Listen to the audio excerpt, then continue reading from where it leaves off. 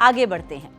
अब बुला लेते हैं हमारे नेक्स्ट आइकन ऑफ भारत को। वो सक्सेसफुली रन कर रहे हैं अपनी यूटेंसिल शॉप और आज वो आकर हमें यहाँ बताएंगे कि इस बिजनेस को सक्सेसफुली चलाया कैसे जाता है और शायद कुछ ट्रेड सीक्रेट्स भी हम उनसे सीख सकें।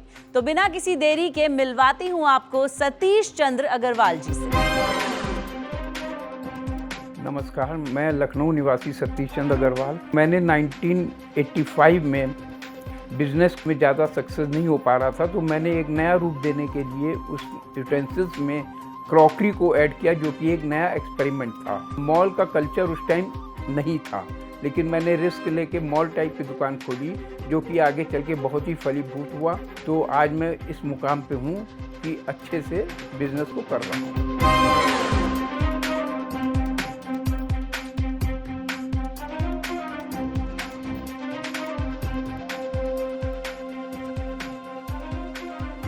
सभी जजेस को मेरा प्यार भरा नमस्कार।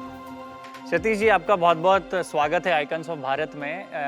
एक बर्तन वाले की कहानी जानने के लिए एक MBA चाय वाला भी और बाकी लोग भी बड़े जिज्ञासु और इच्छुक है। प्लीज़ आपकी कहानी बताइए। मैं लखनऊ का निवासी हूँ। मेरा खानदानी बिजनेस है बर्तनों का, जो सन 1880 से चला आ रहा है। सन 1956 में मेरे फादर ने एक शॉप नई दूसरी खोली थी।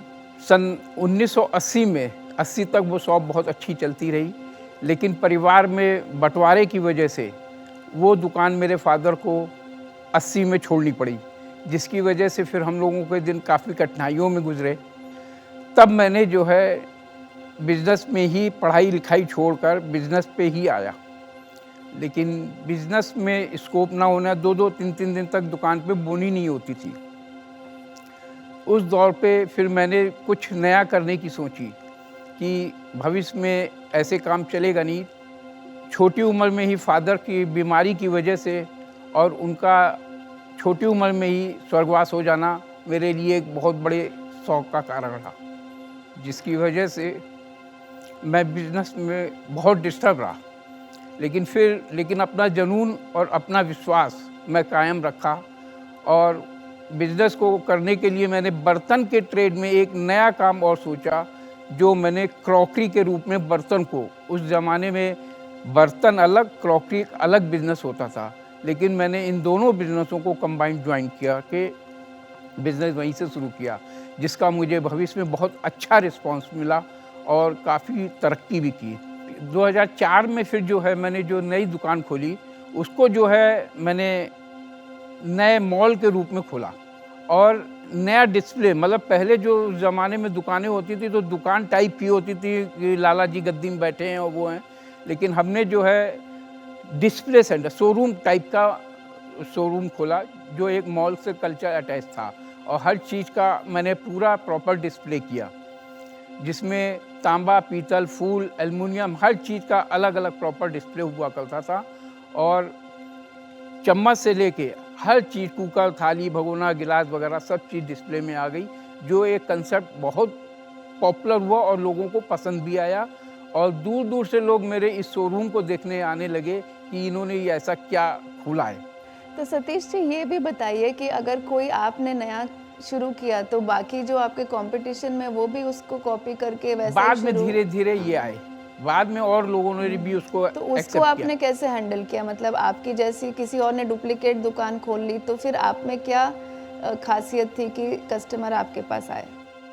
खासियत मेरा गुडविल, कन्हैयालाल प्रागदास के नाम से हमारी फर्म है, जिसकी वजह से गुडविल का भी हमें फ़ायदा तो मिलता है। तो लेकिन अब उसमें हमने फिर अपने रेट, रीजनेबल, कस्टमर के प्रति विश्वास, वो अपने को कायम रखा। मैं युवा पीढ़ी का भी यही कहूँगा कि बिजनेस जो है पूरी ईमानदारी से और विश्वास से करे। सतीश जी, मैंने बहुत सारे मेरे दोस्तों को देखा है जो फैमिली बिजनेसेस में हैं। वहाँ पर जो ओल्डर जनरेशन होता है वो बच्चों को थोड़ा छूट नहीं देते हैं कि फ्रीली बिजनेस को इस तरह से चलाओ, उस तरह से चलाओ। बड़े जो कहते हैं बच्चों को वही मानना पड़ता है। तो आप अपने बच्चों को छूट देते हैं कि वो आप? मैंने पूरा फ्रीडम बच्चों को दिया कि अपने हिसाब से जो भी कर सकते हो करो, नया कंसेप्ट जो और दूसरे बिजनेस भी किए वो भी मैंने बच्चे के ही कहने पे करवाए हैं कि अपनी। तो कभी ऐसा नहीं लगता कि बहुत ज्यादा भीड़ हो गई है मार्केट में? एक तरफ ऑनलाइन दुनिया है, एक तरफ हर राम रमेश जो भी है वो बिजनेस करना चाहता है, तो ऐसा कैसा देखते कि कैसी दुनिया देख रहे हैं जो 1880 से आपकी एक जर्नी है और आज की जर्नी में क्या अलग अलग बदलाव आए हैं? 18 उस पुराने दौर की और आज के दौर में बहुत ज़्यादा फर्क है। पहले कस्टमर्स का रुझान ये होता था कि गुडविल वाली दुकान की, हमें कन्हैयालाल प्रागदास के यहाँ से ही बर्तन लेना है। आज की युवा पीढ़ी जो आ रही है बिजनेस की तरफ, वो एक्चुअली क्या है, युवा पीढ़ी का ध्यान जो रुझान है वो कम इनकम और खर्चा ज़्यादा। वही कहावत जो है नहीं, कमाई अठन्नी खर्चा रुपया वाली कहानी। सही बात कहा आपने। आज की युवा पीढ़ी है इन्वेस्टमेंट लेने के लिए परेशान रहती है, सैकड़ों हजारों करोड़ की कंपनी बना देती है लेकिन पैसे कुछ भी नहीं रहते। तो आपका भी कॉन्सेप्ट बहुत अच्छा है। आपसे भी हमारे युवा सीखेंगे कि मेहनत के बल पर कुछ नया आइडिया लाके कैसे व्यापार को चमकाया जाए। बहुत बहुत धन्यवाद, आप आए हम लोगों से बातचीत की। बहुत बहुत बहुत धन्यवाद DTV का। धन्यवाद।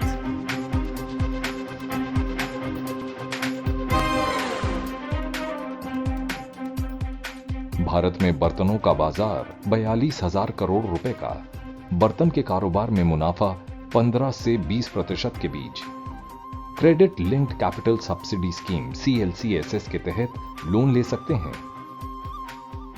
तो अगर आप भी सोचते ही रहते हैं कि ऑनलाइन बिजनेस शुरू करें या ऑफलाइन बिजनेस करें, कोई स्मॉल बिजनेस करें या खेती करें, तो कंफ्यूज मत होइए। फ्रीडम ऐप डाउनलोड कीजिए, वहां पे मिलेंगे बहुत सारे नए बिजनेस आइडियाज और वहां पर हमारे आइकन्स ऑफ भारत आपको सिखाएंगे कि किस तरह से बिजनेस को किया जाता है।